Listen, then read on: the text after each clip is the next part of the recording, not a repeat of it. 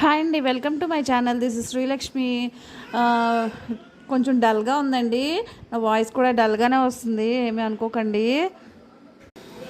ఇంకా ఏప్రిల్ 18, 19, 20, 21, 22 ఈ డేస్ నాకు చాలా తలకాయ నొప్పి వచ్చేస్తుందండి. అసలు లాస్ట్ ఇయర్ మరీ మూడు అప్సెట్ అయిపోతుందండి.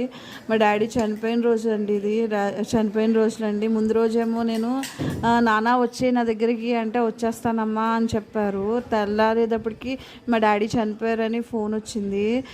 ఆ తర్వాత ఇంకా 3 days డాడీ దగ్గరికి వెళ్ళేటప్పటికి కరెక్ట్గా ఇంకా మా ఆయన అక్కడ పని ఏమీ లేదులే, కరోనా టైం కదా, ఎవరిని పిలవడానికి ఎవరికి లేదు అని చెప్పేసి జాబు సెలవులు పెట్టడం ఎందుకనేసి వెళ్ళిపోమన్నాను. నేను వైజాగ్ వెళ్ళిపోండి అని చెప్పి పంపించాను. పంపించేసేటప్పటికి ఆయనకి ఇక్కడ కరోనా స్టార్ట్ అయిపోయింది. ఇంకా అన్నీ ఒకే రోజు అండి, ఒకే టైంలోన మా డాడీ చనిపోవడం. ముందు రోజు నేను మా డాడీని చూసుకోలేకపోయాను. ముందు రోజే ఫోన్ చేసి వస్తాను అన్న మనిషి నెక్స్ట్ రోజుకి చనిపోయారు అనే మాట. అసలు నన్ను చూడకు, మా డాడీకి నేనంటే చాలా ప్రాణం అండి. అసలు ప్రపంచం అంతా ఒక ఎత్తు అయితే నేను ఒక్కదాన్ని ఒక ఎత్తు అండి ఆయనకి. ఆయన నన్ను చూడలేదు అనే ఫీలింగ్ ఖచ్చితంగా మనసులో ఉంటుంది. నిన్ను చూడాలనిపిస్తుందమ్మా అని కూడా అన్నారు ముందు రోజు. అదొక బాధ.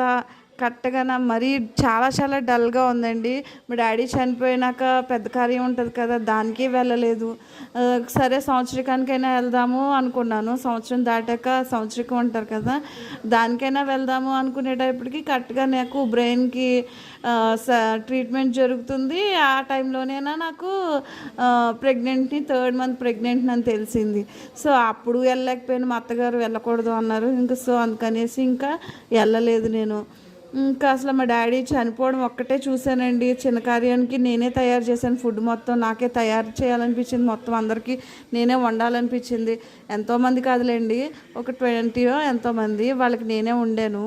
అంతే అండి, అదొక్కటేనండి ఇంకా నేను చేసింది. మా డాడీకే పెడుతున్నాను అనుకుని వండాను ఆ రోజు. ఇంకా అదొక్కటే చేశానండి మా డాడీ చనిపోయినాక. కనీసం పెద్ద కార్యానికి వెళ్ళలేకపోయాను, సంవత్సరికానికి వెళ్ళలేకపోయాను. ఇక ఆ గిల్ట్ ఒకటి బాగా పీడించేస్తుంది నన్ను. ఎన్ని సంవత్సరాలకు తేరుకుంటానో ఏమో తెలియట్లేదు, కానీ నాకు బాగా గిల్టీగా ఉందండి. నాకు అసలు పెద్ద కార్యానికి వెళ్ళి డాడీకి దండం పెట్టుకుని నా చేతితో ఏమైనా ఆయనకి ప్రసాదం కింద పెట్టుంటే నాకు కొంచెం ఇంత గిల్ట్ లేకపోదును. బట్ అసలు పెద్ద కార్యానికి ఒకటి వెళ్ళలేదు, సంవత్సరికానికి కూడా వెళ్ళలేకపోయాను. సో మా డాడీయే పుట్టేశారని హ్యాపీగానే ఉంది. బట్ కానీ ప్రజెంట్ మా డాడీ ఆ టైంలో నేను లేకపోయాననే గిల్ట్ మాత్రం ఇంకెన్ని జన్మలకు పోద్దో నాకు అర్థం కావట్లేదు. కానీ నాకు ఈ 18, 19, 20, 21 ఈ ఏప్రిల్ వచ్చేటప్పటికి ఈ 4 days నాకు పిచ్చెక్కేస్తుందండి. అసలు మా డాడీని గుర్తొచ్చి మర్చిపోలేకపోతున్నాను. అసలు చాలామంది మరీ ఓవరాక్షన్ చేస్తున్నావు, ఇంకా అన్ని రోజులు గుర్తెట్టుకుంటావా అని అడుగుతున్నారు. మమ్మీ డాడీ న్యాచురల్గా చనిపోతే మర్చిపోదునేమోనండి, కానీ మమ్మీ ఏమో యాక్సిడెంట్ నా కళ్ళ ముందండి. నా కళ్ళ ముందు మమ్మీ అలా చనిపోతే మా అనుకోకుండా అండి, మా మమ్మీకి అప్పుడు 34 years అంతే అండి. మమ్మీకి నాకు పెద్ద ఏజ్ డిఫరెన్స్ ఉండదు అన్నమాట. 11 చిన్నప్పుడే పెళ్లి చేస్తారు. అంత చిన్న వయసులో మమ్మీయే లోకం అనుకున్న మనిషి సడన్గా చనిపోయేటప్పటికి భూమి మొత్తం కంపించేసినట్టు అనిపించింది నాకైతే. ఆమె చనిపోయింది తేరుకోవడానికే నాకు ఇంకా తేరుకోలేదు కూడా నేను. ఈలోపు ఇంత పెద్ద ఇన్సిడెంట్. మా డాడీ చనిపోవాల్సిన మనిషి కాదండి ఆయన. ఈ తెలియక ఇంజెక్షన్ చేయించేసుకున్నారు. కరోనా ఇంజెక్షన్లు ఉన్నాయి కదండి, అవి కోవాక్సిన్ వేయించుకుని వచ్చి బాడీ పెయిన్స్ వస్తున్నాయని చెప్పేసి ఇంజెక్షన్ వేయించుకున్నారు. ఆ ఇంజెక్షన్ మూలంగాన ఆయనకి బ్లడ్ స్టక్ అయిపోయి అది గడ్డ కట్టేసి బ్లాక్ అయిపోయి హార్ట్ అటాక్ వచ్చి చనిపోయారు. ఇలాంటి సిచ్యువేషన్లో చనిపోయిన మనుషుల్ని ఎలా మర్చిపోగలుగుతానండి, అది కూడా పేరెంట్స్. చాలామంది అంటున్నారు, కొంతమంది అంటున్నారు మాకు చనిపోయారు పేరెంట్స్ అంటున్నారు.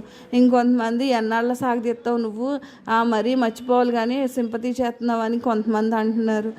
ఎలా మర్చిపోవాలో నాకు తెలియట్లేదండి. మరి వాళ్ళు చెప్పినంత ఈజీగా నా వల్ల అవ్వట్లేదు.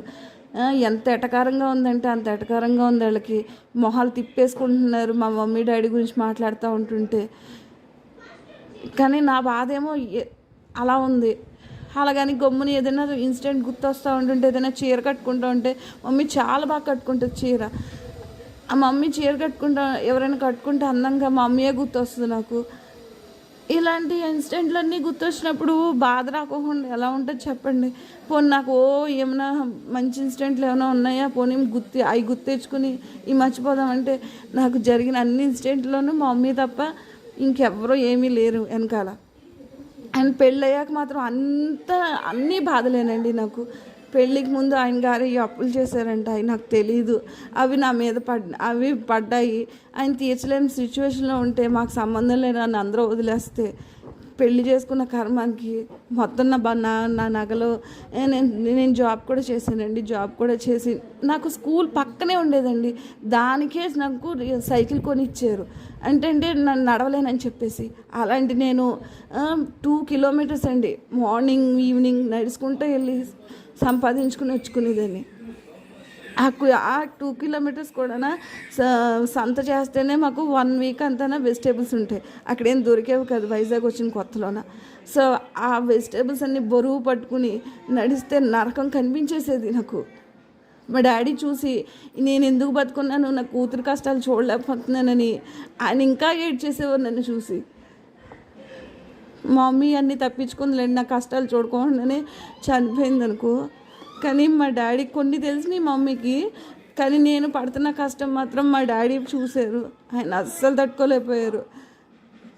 అవన్నీ తేరుకుని ఆయన గారు అప్పులన్నీ తీర్చి, నేను షాప్ పెట్టుకుని, పాల షాప్ పెట్టుకుని, ఫ్లాట్ కొనుక్కుని బాగా సెటిల్ అయ్యి హ్యాపీగా ఉన్నాము. మా డాడీ హ్యాపీగా ఆనందంగా ఉంటున్నారు, నువ్వు బాగా సెటిల్ అయ్యావు అని. సరే కదా అనుకున్న టైంకి ఇదిగోండి ఇలా జరిగిపోయింది మా డాడీకి. ఇది అసలు ఈ బాధ తీరుకోలేకపోతున్నానండి నేను అసలు. ఓకే అండి, సారీ అండి మీ అందరికీ డిస్టర్బ్ చేసినందుకు. నాకు బాధ అలాగ ఉందండి. ఈరోజు ఈరోజు మా అమ్మాయి బెండకాయ వండమన్నది. బెండకాయ అంటే మా అమ్మాయికి చాలా ఇష్టం అండి. సో నేను దీన్ని పులుసు పెట్టనండి. ఇది ఏం చేస్తానంటే మొత్తం వెజిటేబుల్స్ అన్ని ఇందులోకి వేసేసి పులుసు పోసేసి స్టవ్ మీద పెట్టి ఉడికించేసి తాలింపేస్తాను అనమాట. చాలా టేస్ట్ ఉంటుందండి. ఒకసారి మీకు చూపిస్తాను. మా అమ్మాయి బెండకాయ కూర వండమంది. ఏం కూర వండమంటే, సో తనకి ఇష్టం అండి బెండకాయ కూర అంటే. సో బెండకాయ కూర వండుదాం కదా అని చెప్పేసి కూర వండడానికి సమ్మర్ కదా వచ్చి తినబుద్ధి అవుతుంది కదా అని చెప్పేసి ఏం చేశానంటే, ఇది మా మమ్మీ బాగా బాగుండుద్దండి, నాకు చాలా ఇష్టం అన్నమాట. సో మీకు కూడా ఒకసారి చూపిద్దామని చెప్పేసి. మీలో కొంతమందికి తెలిసి ఉంటుంది, కొంతమందికి తెలియకపోవచ్చు. సో మేము ఎలా చేసుకుంటామో మీకు చూపిస్తున్నానండి. ఇంకోండి బెండకాయలు ఇలా చిన్న చిన్న ముక్కలు కోసేసి, టమాటాలు, ఉల్లిపాయలు, కొంచెం పచ్చిమిరకాయలు చీరేసి, ఇందులోనే చింతపండు పులుసు పోసేసి, ఉప్పు కారం పసుపు వేసేసి ఇలా స్టవ్ మీద పెట్టేయాలండి. ఇదిగోండి ఇలాగా పొయ్యి మీద పెట్టేస్తే ఇది మరుగుతూ ఉంటుందండి. ఇందులో కొత్తిమీర కరివేపాకు వేసుకోవచ్చండి. సో నా దగ్గర లేవు కాబట్టి నేను వేయలేదు. సో అది అలా మరుగుతూ ఉంటుంది పొయ్యి మీద స్లోగా పెట్టి. నేను ఈలోపు అంట్లు తోమేశానండి. ఇదిగోండి ఈ అన్ని అంట్లన్నీ తోమేశాను. సో ఇంకా వాషింగ్ మిషన్లో బట్టలు ఉన్నాయి, అవి కూడా